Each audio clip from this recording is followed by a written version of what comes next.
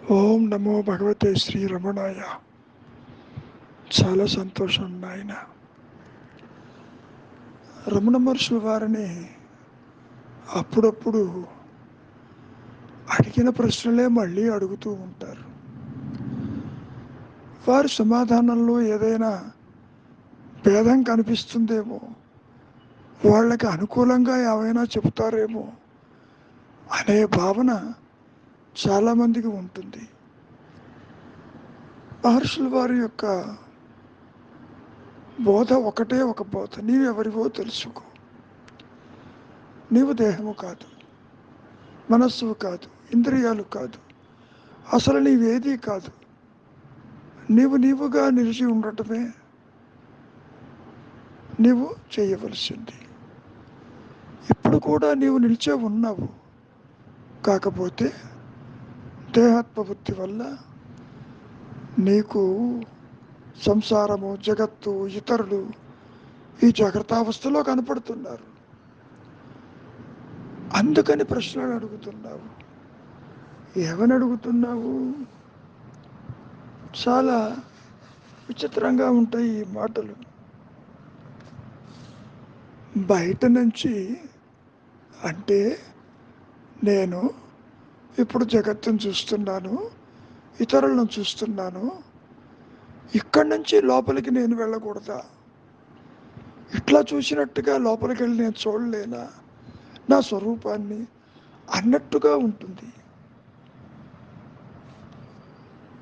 దానికి మహర్షుల వారు, నువ్వు లోపల బయట అంటావేమిటి? నీవిప్పుడు కూడా లోపల చూస్తున్నది బయట కనపడుతుంది. నీకు లోపల అనుకున్నదే బయట కనపడుతుంది కదా. అసలు నీవెవరివి? బయట చూడటానికి, లోపలికి వెళ్ళటానికి. నీవు నిజంగా ఉంటే అట్లా ప్రయాణం చేయవచ్చు. అసలు అహంకారమే, ఈ వ్యక్తిత్వమే ఆది నుంచి తృణీకరించబడింది కదా. ప్రయాణం ఏమిటి? లోపలికేమిటి, బయట ఏమిటి? అసలు అటువంటి విభజన ఏమన్నా ఉందేమీ లేదు కదా. అంతవరకు దేనికి నాయన? కాసేపు నువ్వు నిద్రపోతున్నావు.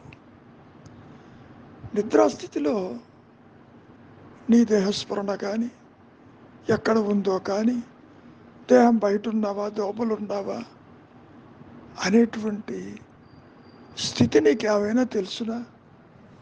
తెలియదు కదా. కనుక ఈ భేదం ఎందుకు వచ్చింది?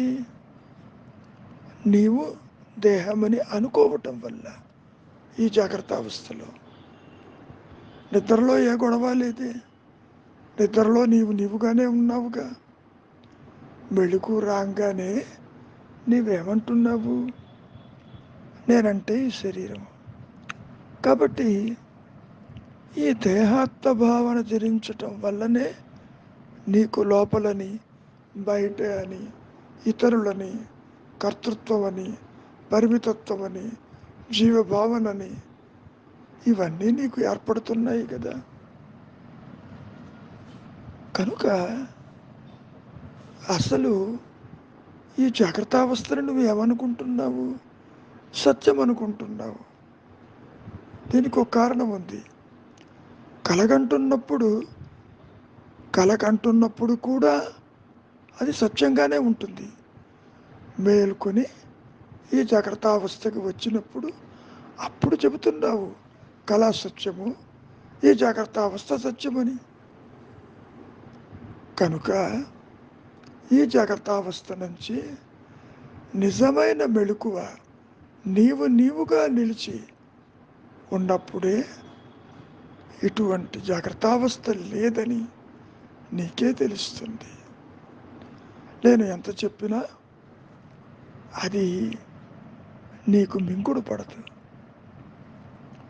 ముందు నీవు నీ దృష్టిని లోపలికి మళ్ళించు. అంటే ఈ విశ్వమంతా ఎట్లా ఉంటుంది అనుకుంటున్నావు? పరబ్రహ్మగా ఉంటుంది. నువ్వు అనుకోవచ్చు జగత్తు మిథ్య అంటావు కదా అని. ఆ మిథ్య అన్నదే అసలు సత్యము.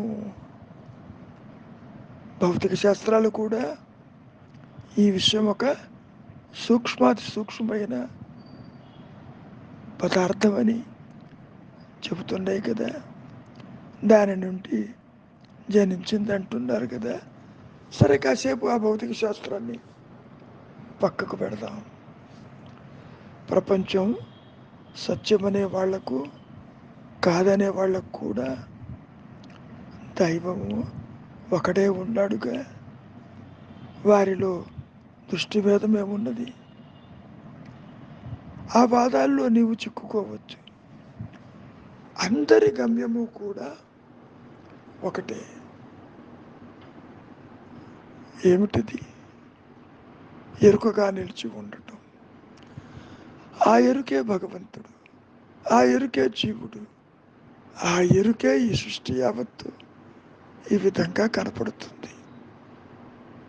ఎరుక అంటే నేను ఉన్నాను అనేటటువంటి అహంస్ఫురణ. అదే ఎరుక, అదే తురీయం, అదే సత్యము, అదే ఏకము, అదే అనంతము. పరిధులు లేకుండా అది ప్రకాశిస్తూనే ఉన్నది, తనకు తానుగా తనలోనే ఉన్నది. మరి నీ సహజత్వము దేహంలో ఉందా, లేక నువ్వు ఆత్మలో నీవు ఉన్నావా? నీవు ఇప్పుడు నీవు కాని దానితో నీకు నేర్పరుచుకుని నేనంటే దేహం అంటున్నావు, నా మూలం నాకు తెలియదంటున్నావు కదా. తెలుస్తుంది. ఎప్పుడు తెలుస్తుంది? నీవు చింతావిహీనమైనప్పుడు. ఎప్పుడు తెలుస్తుంది?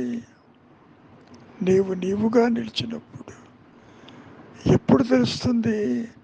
అన్య చింతన తల ఎత్తనప్పుడు. ఎప్పుడు ప్రకాశిస్తుంది నీ సహజత్వము?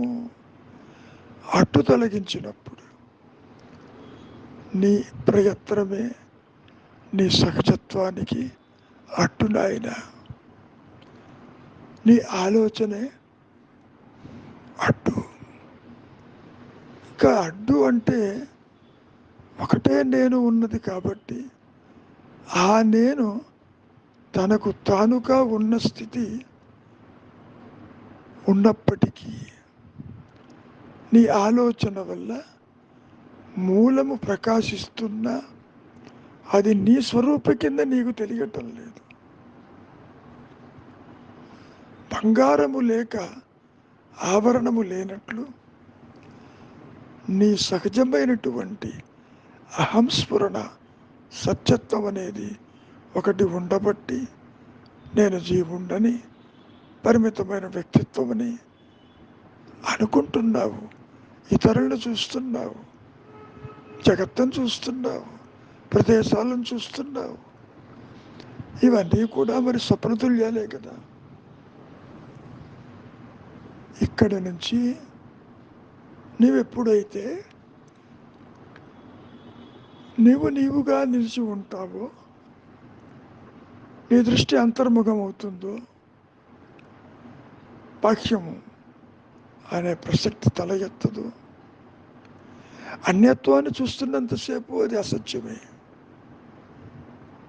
నీవుగా జ్ఞానమయంగా, స్మరణమయంగా అది ప్రకాశిస్తున్న స్థితిలో మరి జీవుడు ఎక్కడ? బాహ్యాంతరములు ఎక్కడ? సృష్టి ఎక్కడ? అవస్థలు ఎక్కడ? జనన మరణాలు ఎక్కడ? అవేమీ లేవు కదా. ఎందుకని? అవన్నీ మానసికాలు కాబట్టి. మనస్సే పూర్తిగా వృత్తిరాహిత్యమై అంతర్ముఖమై నిలిచి ఉన్న స్థితిలో నేను ఉన్నానన్న జ్ఞానము తప్ప మరేముంది అక్కడ? ఏదీ లేదు కదా. సృష్టిని చూస్తున్నప్పుడు నీ సహజత్వము ప్రకాశిస్తున్నా నీకు తెలియదు. నీ సహజత్వంలో ఉన్నప్పుడు సృష్టిని చూసేవాడెవడు? ఆత్మ దేనిని చూడదు, దేన్ని గ్రహించదు. మంచిది. మౌనమే నీ సహజత్వము.